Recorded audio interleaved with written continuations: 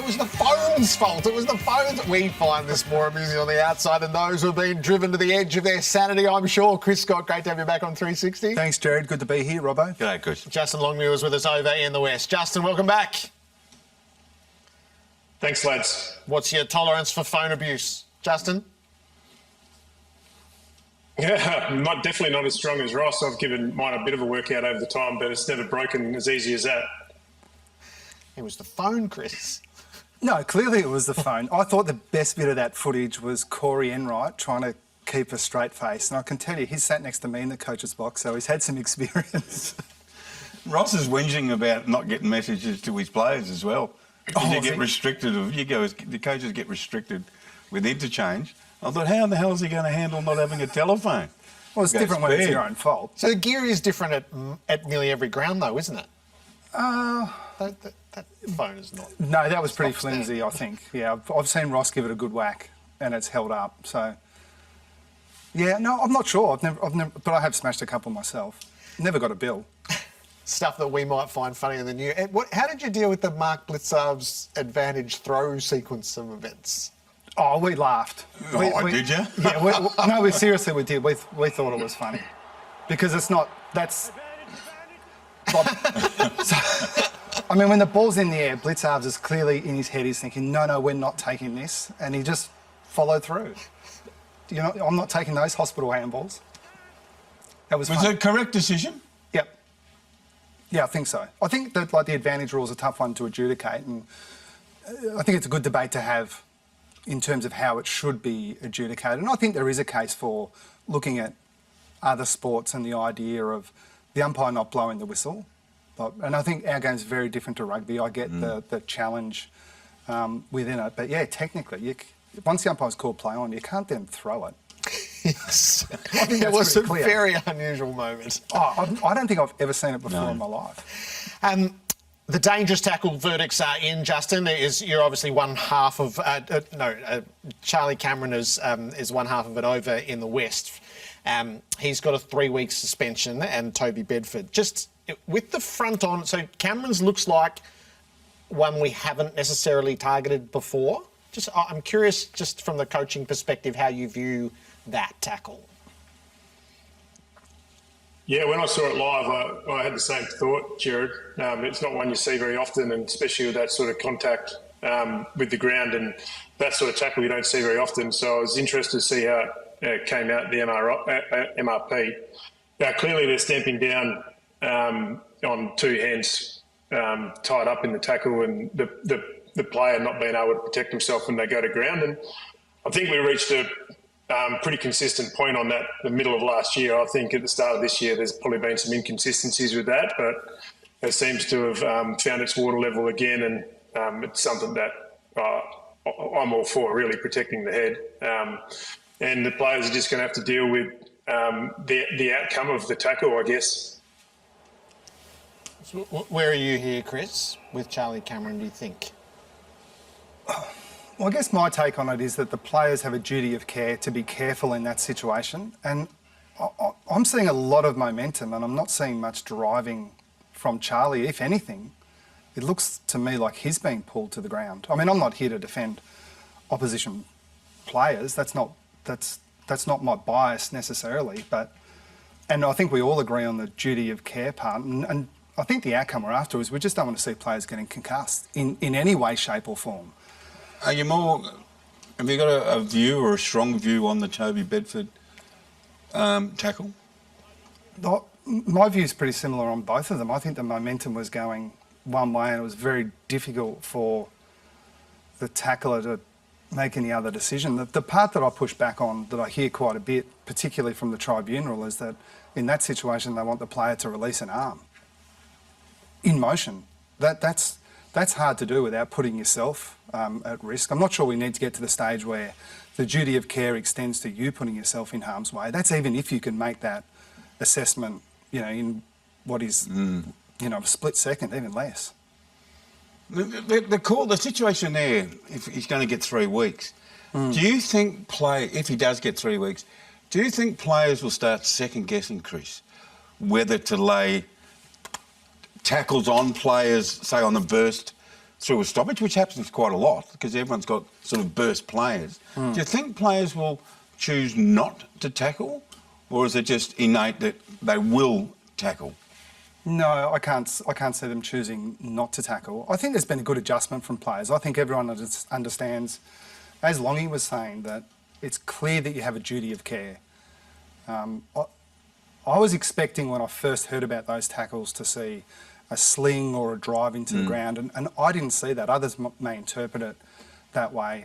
And in fact, it seems to me that the tribunal and the umpires now are asking you to only pin one arm, which, you know, I could make a case is sort of dangerous as well if you can. I don't see any examples of a player having both arms pinned and then choosing to only pin one arm to force the holding the ball situation. I think that's thinking on your feet. But in terms of your specific question, I just can't see the players choosing not to tackle as an adjustment to this rule. It's a great segue when you say players are now choosing to grab one arm, because we're seeing that a lot in the game. Can I ask you, and it's only happened since probably the mid-year interpretation, I think. I can't think of too many. Are coaches, what are you coaching players in terms of grabbing one arm around the waist and grabbing an arm? Is that a directive? Is that a plan? Because we know that if you do that, the umpires, they're going to give you the pill because they're paying holding the ball. Yeah, I think the players know it from observation now. I think and again, I think the encouragement from the tribunal and from the umpires is if you can get one arm, there's a fair chance that one, you're not going to get pinged for a dangerous tackle, but two, you're likely to get a holding the ball decision. What did you think of that decision? Well, that's with Dacos? Well, I mean, they're telling us. I don't agree with either of them. But again, our job's not to decide what the rules should be. Ours is to coach what the rules are. And they're telling us that they're both holding the ball. I guess the next part is, so what should the player do in that situation? What should side bottom do? And the real risk is they're asking him to get rid of it, make an attempt. And the only way he can do that is to try to kick it, which then puts the tackler in danger of a sling. It's pretty easy to take a guy down. Yeah, that was down Higgins on Aaliyah once the centre of gravity shifted. Yeah, so we're in a tough situation at the moment. And I think I heard Jonathan Brown's commentary in one of the games on the weekend where he's saying players have got to get used to the fact that you can release the ball in that situation. But I'm seeing examples where they are paid as incorrect disposal in that situation. So maybe a little bit of clarity there would help. So this has been labelled as the chicken wing tackle, Justin. Is it the unintended consequence of the change we got mid-season? Oh, absolutely. And Robbo said to us, Scotty, before whether players are not going to tackle. I worry whether players are going to go and pick the ball up at times when the examples you're showing right now, well, the player has very little time once he picks the ball up to adjust to the tackler and he's getting pinned holding the ball. So, in those situations, the players are, left in a really vulnerable situation. And I think like Sidebottom picks it up in his defensive 50 and has no time between picking it up and getting done holding the ball. And players are getting so good at adjusting to rules and seeing what other players are getting away from. They're actually good enough these days to not only leave one arm free, but also wrap their legs around so they can't get a kick. So, it's not really coaching. The players just adjust to what they see other players getting away with.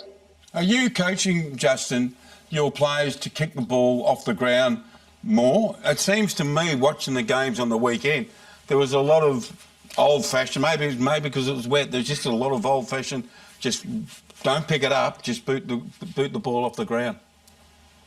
No, we're not. But I can understand why the players would see certain situations in a game and decide not to pick it up and try and tap it to their advantage or soccer it and see if they can follow it up. So, we haven't coached our players specifically to do that yet. The sheer roller coaster of the season, so get them when you can. Are you just missing that one result, Justin, where opportunity opens up to really tip you over the top? Is there a frustration there? Yeah, there is a frustration, Jared. And we're going to see it throughout the rest of the season that there's going to be a lot of close games. There's going to be a lot of games that have great meaning towards the ladder towards the end of the season. And we've probably outside of one occasion, we've been on the wrong end of some close games, and there was another one on the weekend that it didn't go our way and didn't execute well enough. And the difference between being second and fifth. And but yeah, we're going to see a lot of that, and we're going to have to deal with it as footy clubs, making sure that our players remain focused on what they can control and not ladder positions, and we'll continue to educate our players on that. So you've got 4 of the last 6 at home, so I'm going to break your rule and ask you about ladder positions. Are eyes firmly set on the top 4? Oh, we probably haven't nailed it down that much. We want to win every game we're involved in, and wherever that gets us at the end of the year will get us. But you just got to remain really focused on preparing for the next game ahead. And there's no real lines of form either in modern day footy. You've just got to prepare for the opposition's best and prepare. Hopefully you prepare your players the best, and you get the result at the end of the day. So we don't really sit down and think of top 4. I still think our destiny is in our own hands, though, and it's a great place to be. Had some friends around on Friday night watching the Catters play, and we were going through all the list of little subtle changes, your team personnel and positional changes, and they had about 8, and I got down to number 1. I said, the number 1 is the return of P. Dangerfield. How significant can one player be on a group? I know everyone's contributing. How significant can one player be? Well, I think everyone's trying to get to the point where you're not dependent on one player, even a few players. But the reality is, even in a sport where there are 18 players on the field, they're still crucial. Not just, it's more than just that individual, it's the flow on to others. And I've used the example a few times this year in that we missed Cam Guthrie all of last year, and he virtually hasn't played this year either. And if we had a full complement of midfielders, we may not have got as much footy into, say, Jack Bowes, for example, or Tanner Bruin. So sometimes going through that pain, it actually can help you because those guys are better, and then you bring a fit Dangerfield back, and that version of the midfield group is better than the one, even when Paddy was playing. So I think the trend towards the best players making a big difference has been coming for a while, and maybe it's watching global sport a bit more. And basketball's the best example because there are only 5 players on the court. I think the general view over there is if you've got 2 superstars, you're a chance. If you've got 3, you're unbeatable. And my take is that every coach talks system, and as they should, and it's crucial. But gee, good players make your system better. Is this of all the years you've been coaching, which is a lot of years now, I always have a feel that you're a real stable coach and you're like a stable team, like a Geelong or a rock solid group. Is this year for you and your coaching, have you been through necessity a bit more adventurous with your positional change, where you're forced to do it because of all those losses, and are you fortunate that it's been rewarded? It's a really complicated answer to do it justice, but I'll give you the short version. I am a believer in cohesion. I think that the best teams in history tend, especially in the forward half, they tend to have a really sort of stable group, and attack is more based on knowing your teammates and sort of intuition, and you can only really learn that over time. It's harder to coach, so players playing together for a long period of time really helps. Defence is a little bit more system-based. You can kind of bring in another guy to fill his role within the system. But, I mean, the other side of it is we've been rebuilding on the run for a long time. So we're constantly thinking about how we can bring players into our team that might not help us a whole lot in the short term, but are going to be really important for us in 3, 4, 5 years. And that is probably the situation with De Koning in the ruck a little bit. I don't know. I couldn't tell you whether he's going to be more of a key defender or a ruckman or even a forward into the future. But we're not going to just leave him in one spot when the team's not going that well. Our coaches on duty tonight, Chris Scott and Justin Longmuir.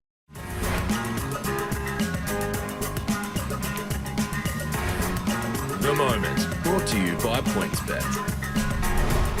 It was about as classy a farewell as there can be. Long-term coach who had delivered the premiership, good sense of humour from Adam Simpson along the way, but really about the public's chance to say thank you. So for whatever rancour there is and whatever Talkback Radio represents, this was the true heart of Eagles fans who wanted to say thank you for 11 years of service and a premiership. Standing ovation. it was a lovely moment. These things are imprecise, I suspect. Justin, obviously there's two coaches over in the West and you're across enemy lines, but is there a kinship that does develop? Did you develop that with Adam along the way? Well, it probably mainly came from me working under him, Jared, and learning some of my craft from him. You learn a lot from each senior coach you work under on the journey towards being a senior coach yourself. And yeah, the way Simo brought new ideas into West Coast when I was there, taught me a lot, and probably rounded me off as a coach, to be honest. So I've got a lot of respect for him. I wouldn't be here without him. So once I sort of got the job, you sort of go your separate ways a little bit because you're coaching your own teams and you're busy. But I know our wives have probably lent on each other more than maybe me and Simo have lent on each other.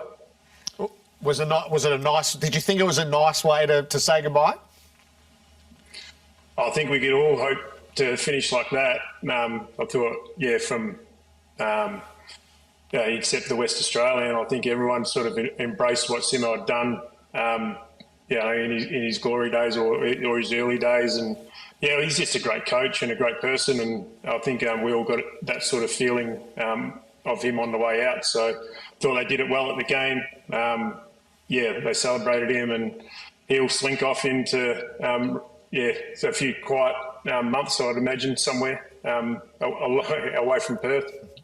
Fyfe's playing pretty good football. I asked you about 2 months ago when he had a poor game, what's going to happen with Nathan Fyfe? It felt like you wanted to jump through the TV screen and punch him in the face. Do you get frustrated, Justin, when people keep asking you about icons of your team a la Nathan Fyfe? Oh, yeah, I'm not sure I wanted to punch it, Robbie. That's a bit over the top. But, it seems to be like as soon as we have a poor performance, Fyfe is the one that gets, singled out. I feel like he's really adapted to his new role this year. He's been really flexible in any role we've given him. Even a couple of weeks ago when we asked him to tag Heaney, he's been playing some more defensive roles, more transition roles, letting some of our younger mids do the heavier lifting as stoppage. And like I've said many a time, he just wants us to be a successful team and he wants to play a part in a winning team. So, he's doing a great job. And, sometimes at the end of the day, he might not get the 30 possessions and the heap of contested possessions like he used to, but he's still doing a job for the team. And, we really respect that internally. I'm not sure, Chris, you've been asked a lot. I haven't watched all your press conferences, but you're going to get asked a lot about Tom Hawkins. He's another icon of not just Geelong, but the competition. How difficult is it dealing with a person who may be coming to the end? He's injured. Do you get him back in? Do you not get him back in? Your team seems to be playing pretty good footy without this person who's been there for 360 games. Well, I think the most important thing is not to think of it in terms of an overall philosophy and more think of it in terms of the individual and the individual circumstances. It is different for every player and every year is a little bit different. But it was predictable. Tom's turning 36 soon. Well, we didn't go into this year thinking that it was going to be perfect. But the degree of difficulty for Hawk to still be playing his best football at 36 towards the end of this year was always high. But we wanted to have a crack. And that's what, I'm seeing from Hawk at the moment. He's into the club every day. He's pushing to get back, to give himself every chance. But it's one of the hard ones to speculate on publicly because there's no... That's fair. There's just no accurate answer, much less. And when you try to guess, you can get it wrong, but... Can we guess? How fluent is your conversation with... I'm sure you're close with him. Yeah, really close. I mean, so I would imagine the conversations are pretty open and honest, aren't they? Yeah, but the conversations are actually pretty easy because, and I know this is a cliche, but it will kind of be what it'll be. We'll get to the point where he's ready to play and then we'll sort of work through it from there. But, I'm a firm believer that, and Lee Matthews used to say this, so I take my cue from him, that the best players of all time, I'm assuming he was talking about himself, even they don't get to choose when they finish. The club's always got to come first. But I am also a believer that there's a conversation that takes place and you know, the best ones that I've been involved with are Joel Selwood when it works out for the team, and then by extension the individual. But I'm really confident that we'll just be able to work our way through it. Justin, you've got the Starlight Foundation Purple Haze game, which, gosh, for more than 20 years has been such a big event for the Dockers coming up. Yeah, it has. The club's done an amazing job to raise, I think, over $2 million for the Starlight Foundation. It's a cause that our players really love getting behind, as you can see with these pictures. And I think they told a little girl named Emmy today that she's going to be tossing the coin pre-game, which would have brought a lot of excitement to her world right now. So really proud of the club and really proud of the players, the way they get behind this cause. Beautiful. And you've got the century celebration of Karji Greaves' first Brownlow medal, his Brownlow medal. Yeah, it's a good-looking jumper, that one. Yeah. It's a ripper. Karji Greaves is the name of our Best and Fairest, our club champion award, and 100 years since Karji won the Brownlow. Pretty cool jumper. There you go. I bought that for you. No, that's Jez's. It has to go back. No, Chris said I can present it to you. We're at the bed, Jerry. Great to have you both with us. Thank you, Chris Scott and Justin Longmuir.